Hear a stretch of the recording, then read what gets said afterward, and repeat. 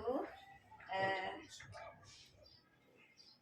Terima kasih Pak sudah meluangkan waktu. Saya ada sedikit mau mewawancarai Bapak tentang pengambilan keputusan dilema etika atau bujukan moral.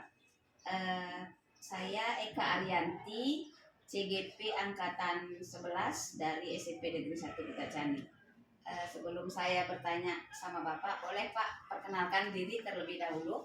Ya, nama saya Budi Indra SPD MPD, jabatan saya Kepala Sekolah SMP Negeri 1 Kutacani. Iya Pak. Jadi gimana nih Pak di sekolah kita kira-kira udah berapa tahun Bapak di sini Pak? Lebih kurang 3 tahun. 3 tahun ya Pak ya. Ya. Nah, jadi dalam 3 tahun masa Bapak di sini, kira-kira adakah kasus-kasus yang merupakan dilema etika atau bujukan moral Pak? Ya, antara kasus dilema etika atau bujukan moral itu artinya adalah sebuah kasus yang benar sama benar.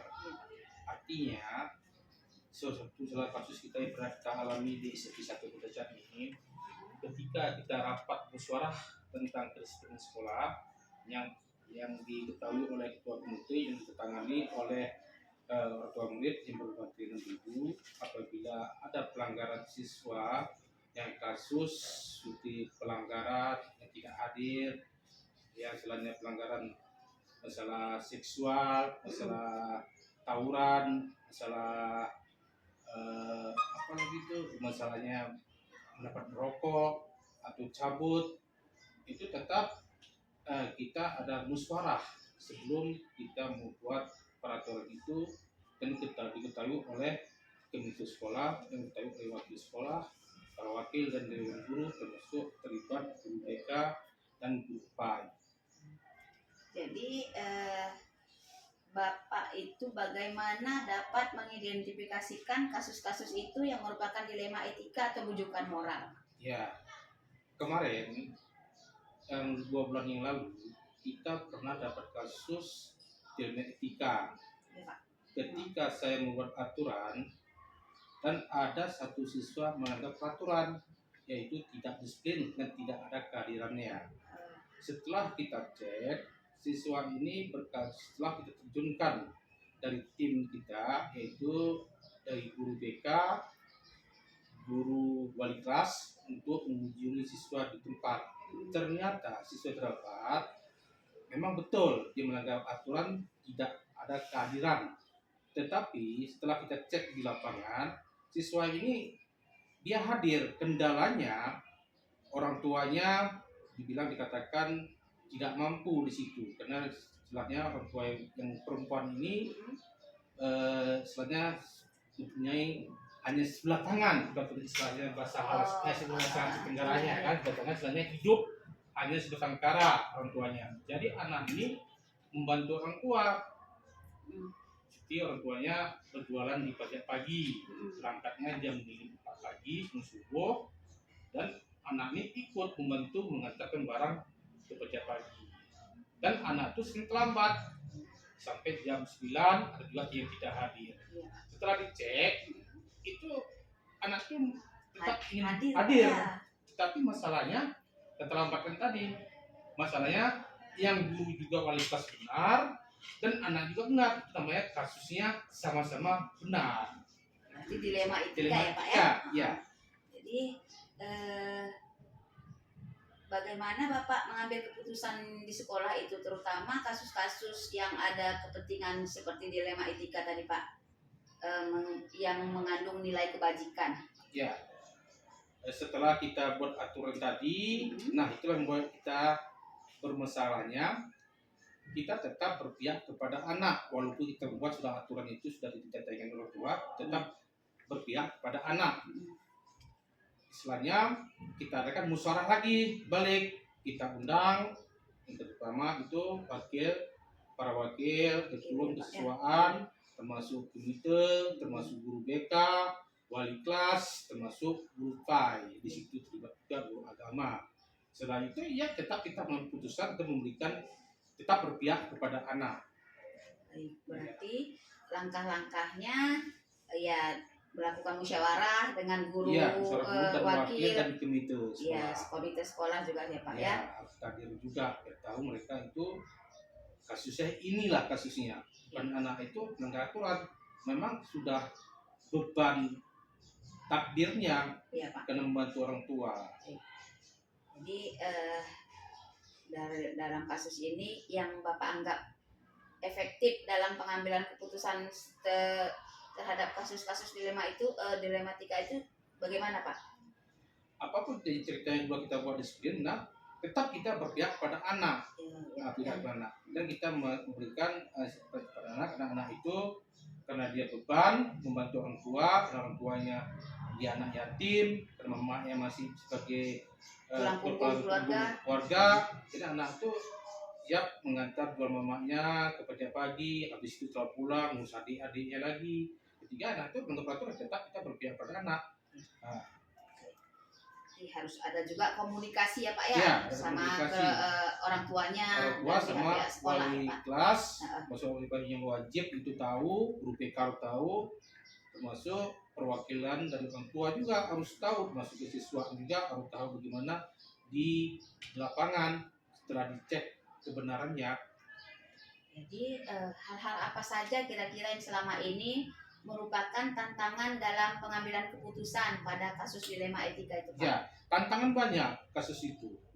Setelah kita adakan rapat kemarin yang sebelum masuk semester 1 ya, Iya Pak. kita ada rapat dan kita mau pernyataan setiap orang tua murid, orang guru apabila ada pelanggar tetap kita selanjutnya kita. Tapi ini kasusnya beda.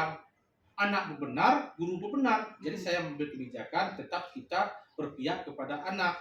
Memang ada tantangan sama wali kelas. Wali kelas beratan gini, tapi setelah terjun di lapangan, wali kelas tahu sadar bahwa itu betul-betul benar. Paham ya Jadi Pak, ya? paham, ngerti dengan kehidupan anak itu bagaimana.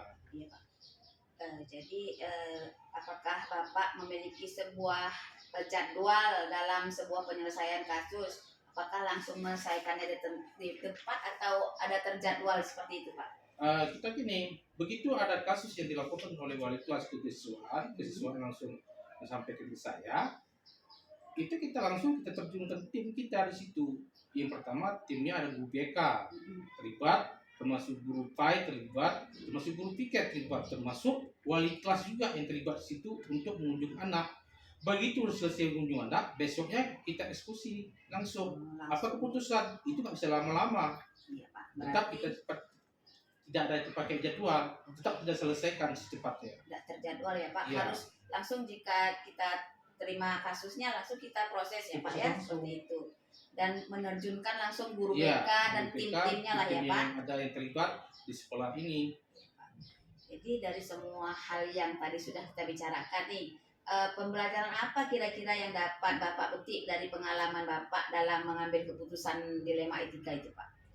Pelajaran yang pernah saya ambil, ketika saya ada dulu pasti ada di sekolah swasta, waktu saya menjabat di sekolah swasta itu di SMP Muhammadiyah, di situ terkenal bahwa siswa itu buangan, orang yang tidak mampu, ada orang yang tidak bisa kita bagusin akhlaknya.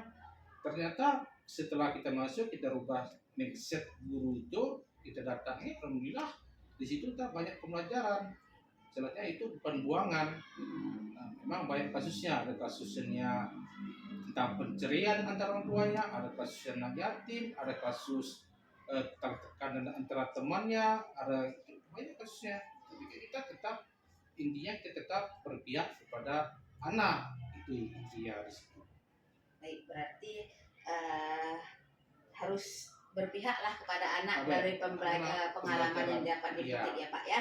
Baik Pak. Itu yang benar, itu kan harus kita tindak lanjuti di lapangan apakah itu benar alasannya. Kembali sekarang anak alasannya orang tua kan mampu, tapi anak ini beda ya. Iya, Pak. Bila kita cek di lapangan, kita tanya kepala desanya, kita cek ke masyarakatnya, termasuk keluarganya, kita cek di lapangan, betul anak ini mau untuk belajar. Masalahnya ya membantu orang tua itu masalahnya. Ya, Pak. Baik Pak, terima kasih nih telah meluangkan waktu untuk saya dan bisa ngobrol-ngobrol bagaimana mengambil keputusan dari permasalahan dilema etika dan rujukan moral. Nah, Sampai di sini saja Pak. Terima kasih Ya. banyak waktunya. Saya akhiri. Wassalamualaikum warahmatullahi wabarakatuh. Waalaikumsalam warahmatullahi wabarakatuh. Assalamualaikum Ibu. Waalaikumsalam warahmatullahi wabarakatuh. Terima kasih Bu ya telah menyempatkan waktu. Perkenalkan saya Eka Arianti, CGP Angkatan 11 dari SMP Negeri 1 Kutacani. Saya ingin mewawancarai Ibu ini tentang studi kasus dilema etika dan bujukan moral, Bu. Ya, baik. Sebelum kita wawancara nih, bolehlah Ibu memperkenalkan diri? Baik, terima kasih Ibu Eka Arianti yang sudah memberikan waktu dan kesempatan kepada saya untuk sebagai narasumber atas studi kasus yang sedang Ibu lakukan pada CGP, oke, CGP ya. Perkenalkan, nama saya Nurhayati SPD.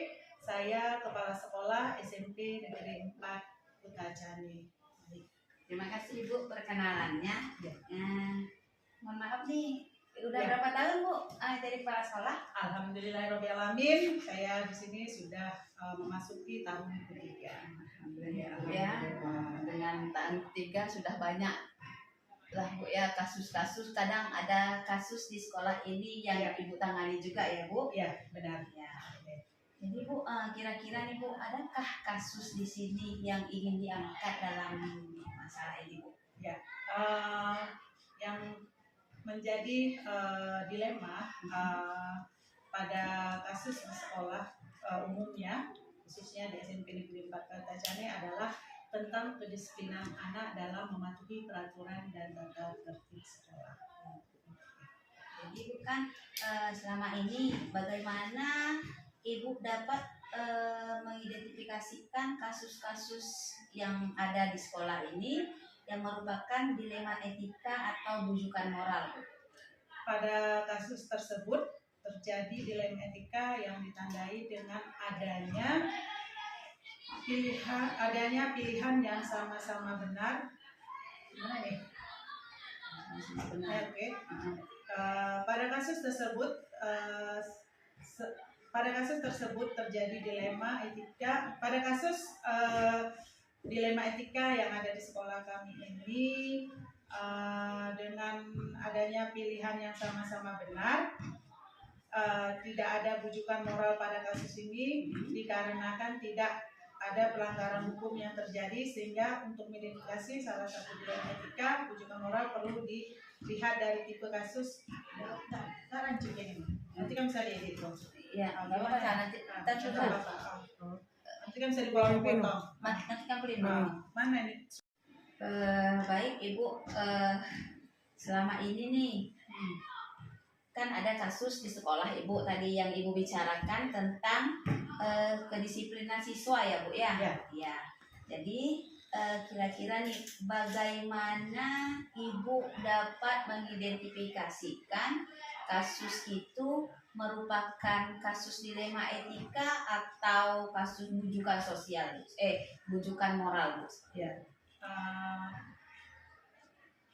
Adapun langkah atau cara saya untuk mengklasifikasikan permasalahan yang ada, apakah dia merupakan dilema etika ataupun bujukan moral, maka saya terlebih dahulu mengklasifikasikan kasus yang terjadi di sekolah kami ini.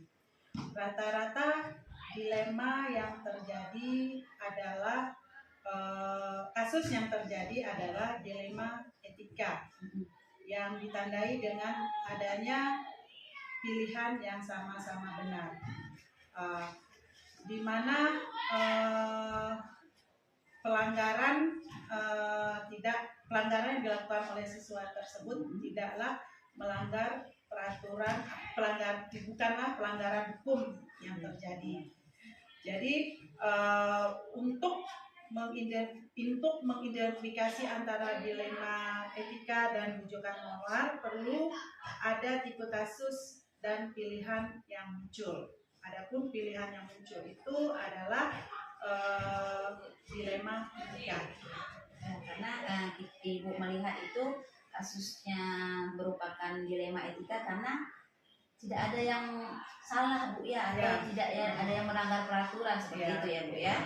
Baik, jadi bagaimana kira-kira Ibu mengambil keputusan di sekolah ini, terutama kasus-kasus di mana adanya kepentingan yang sama-sama benar atau sama-sama mengandung nilai kebajikan Bu? Iya. Selama ini dalam mengambil keputusan yang saya terapkan adalah melalui musyawarah, musyawarah sebelum mengambil suatu keputusan. Ya. Musyawarah ini saya lakukan dengan melibatkan para wakil kepala sekolah agar dapat mempertimbangkan dan memutuskan permasalahan dengan sebaik-baiknya. Ya, jadi selalu berkonsultasi dulu ke wakil kepala sekolah Ya. untuk mengetahui agar lebih jelasnya apa kasus itu ya Bu, berembuk bersama-sama seperti itu ya Bu. Baik. Jadi langkah-langkah prosedur seperti apa yang biasanya Ibu lakukan selama ini Bu? Adapun langkah atau prosedur yang biasa saya lakukan adalah dengan melakukan musyawarah dengan para wakil kepala sekolah, diantaranya wakil kurikulum, wakil kesiswaan, dan juga melibatkan guru BK, dan permasalahan yang sudah kami bicarakan selanjutnya akan kami rapatkan dengan dewan guru yang ada di sekolah ini untuk mengambil suatu keputusan yang tidak merugikan siswa khususnya. Ya. Oke, baik. Jadi hal-hal yang selama ini Ibu anggap efektif dalam pengambilan keputusan dalam kasus dilema etika itu seperti apa Bu? Ya, hal yang saya anggap efektif dalam pengambilan keputusan adalah dengan melakukan komunikasi yang baik, terutama dengan wakil-wakil kepala sekolah dan juga melibatkan seluruh dewan guru yang ada di sekolah kami.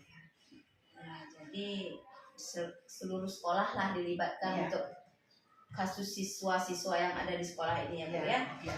Karena kami anggap pentingnya masukan dari guru-guru, khususnya guru yang terlibat di kelas di mana anak yang melanggar atau yang menyebabkan terjadinya dilema etika. Jadi selama ini hal apa saja yang merupakan tantangan dalam pengambilan keputusan pada kasus dilema etika tersebut? Yang paling mendasar sekali dalam hal pengambilan keputusan di dalam kasus-kasus dilema etika adalah kurangnya kesadaran tentang pentingnya pendidikan dari siswa dan juga orang tua.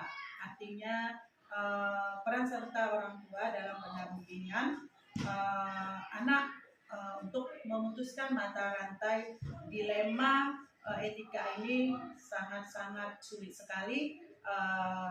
Kemungkinan besar dikarenakan orang tua yang sedikit waktunya untuk melakukan pendampingan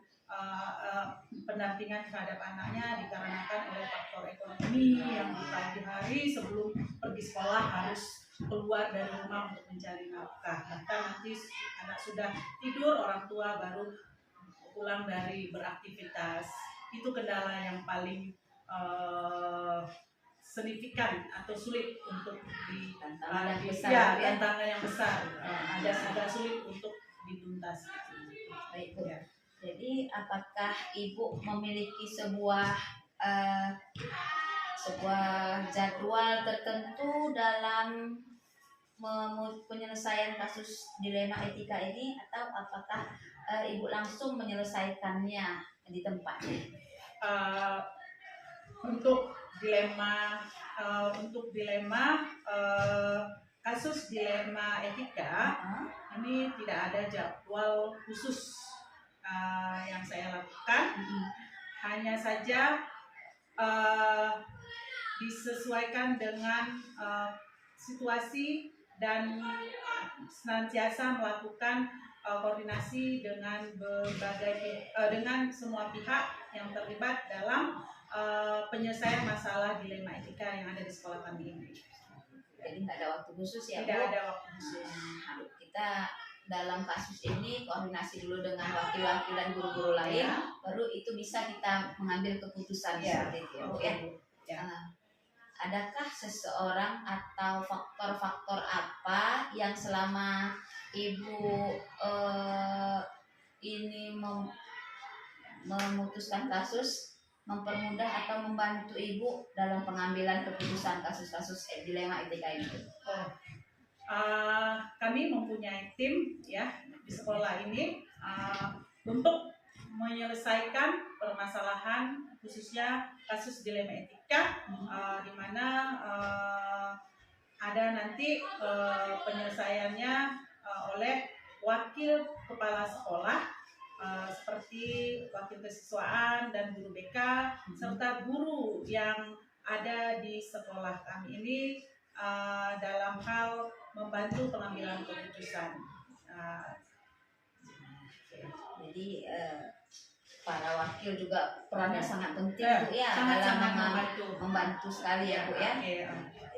Dari semua hal yang telah disampaikan, kira-kira nih apa yang dapat Ibu petik dari pengalaman Ibu dalam mengambil keputusan di kasus dilema etika ini, Bu?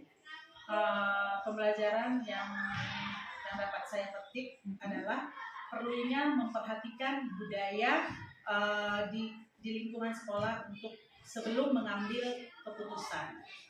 Jadi pembelajaran yang dapat saya petik dari kasus kasus dilema etika yang ada di sekolah kami khususnya, sebelum mengambil keputusan saya pikir perlu memperhatikan budaya lingkungan yang ada di sekolah supaya mengambil keputusannya lebih tepat dan tidak merugikan siswa. Bu, sangat bijaksana ya, Bu ya, karena kita juga kan pendidikan ini harus berpihak kepada murid ya, Bu. Jadi tidak bisa sembarangan kita mengambil keputusan. Benar. Baik, Bu, terima kasih Ibu telah meluangkan waktunya, dan saya juga sudah mengetahui kasus yang ada, dan sekali lagi terima kasih banyak Ibu telah meluangkan waktu untuk mengobrol dengan saya bagaimana cara mengambil keputusan yang dilema atau bujukan moral. Dan saya akhiri, makasih banyak Ibu. Wassalamualaikum warahmatullahi wabarakatuh. Waalaikumsalam warahmatullahi wabarakatuh. Ya, terima kasih Bu Eka. Ya.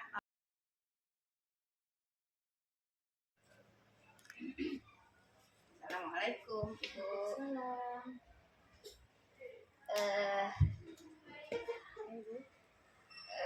Terima kasih Bu sudah meluangkan waktunya nih.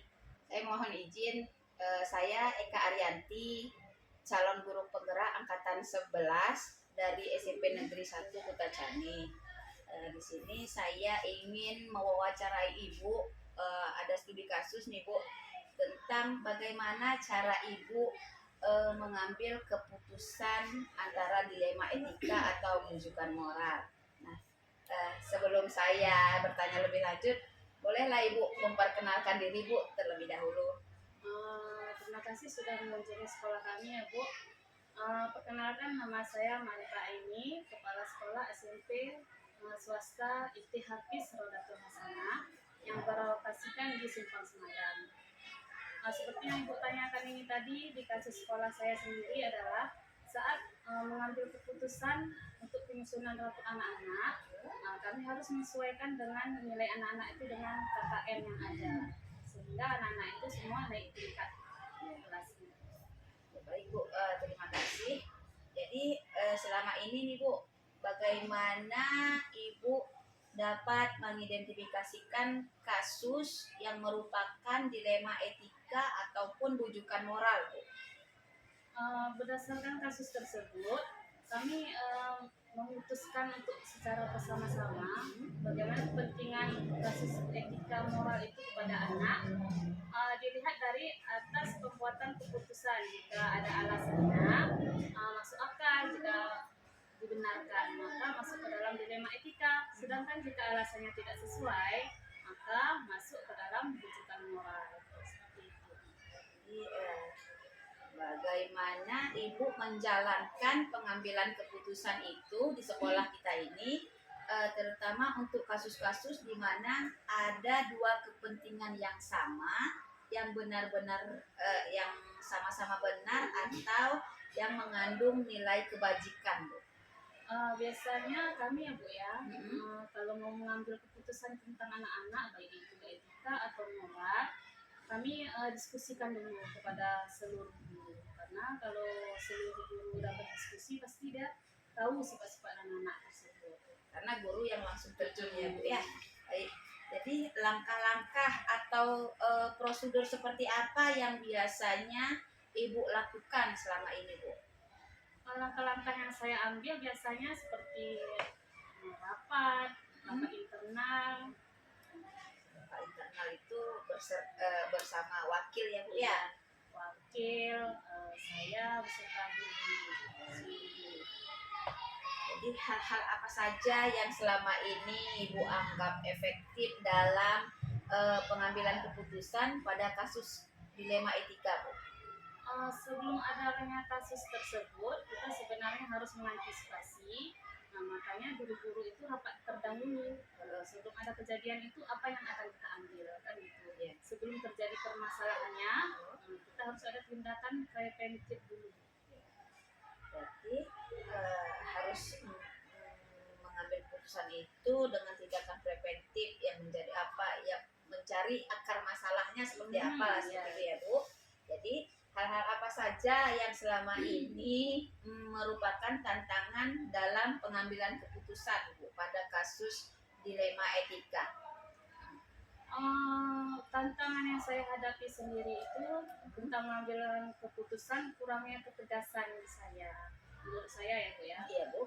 Jika dihadapkan dengan persoalan yang melibatkan kemanusiaan, kadang-kadang saya melibatkan tidak enak, tidak enak ke si A, tidak enak ke B, kadang itu saya kurang tegas. Jadi masih menggunakan hati nurani ya Bu. Ya, kalau sesama manusia kan kadang-kadang kita tersentuh gitu Ya Bu. mengambil keputusan. Jadi apakah selama mengambil keputusan itu dalam kasus dilema etika itu, adakah jadwal tertentu dalam penyelesaian kasus dilema etika itu? Apakah langsung menyelesaikan di tempat atau ibu memiliki sebuah jadwal untuk menyelesaikannya? Seperti itu Bu. Kalau di sekolah saya jadwal khusus untuk itu tidak ada ya Bu ya. Kami kalau ada nanti permasalahan seperti itu langsung kami rumputkan bersama seluruh guru. Kami cari akar permasalahannya serta solusi penyelesaiannya. Berarti tidak terjadwal ya Bu, harus seperti mau ini kan kasusnya tadi nilai seperti itu, jadi harus langsung diselesaikan pada saat itu juga Bu. Adakah seseorang atau faktor-faktor apa yang selama ini mempermudah atau membantu ibu dalam pengambilan keputusan dalam kasus dilema etika ini? Yang faktor-faktor yang dapat membantu ibu dalam pengambilan keputusan dalam kasus-kasus dilema etika. Dalam pengambilan keputusan sudah tentunya hal-hal faktor yang sangat membantu saya, yaitu rekan-rekan seluruh guru di sekolah ini. Ya Bu ya, jadi ada timnya Bu ya, dari sekolah, rekan-rekan guru dan para wakil. Jadi dari semua hal yang telah disampaikan, yang Ibu sampaikan, kira-kira ada pembelajaran apa yang dapat Ibu petik dari pengalaman mengambil keputusan ini Bu?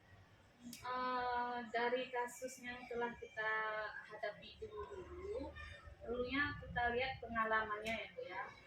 Yang kita anggap benar itu belum tentu benar. Kita harus melihat dulu dari berbagai sisi apakah yang kita anggap benar itu memang benar adanya.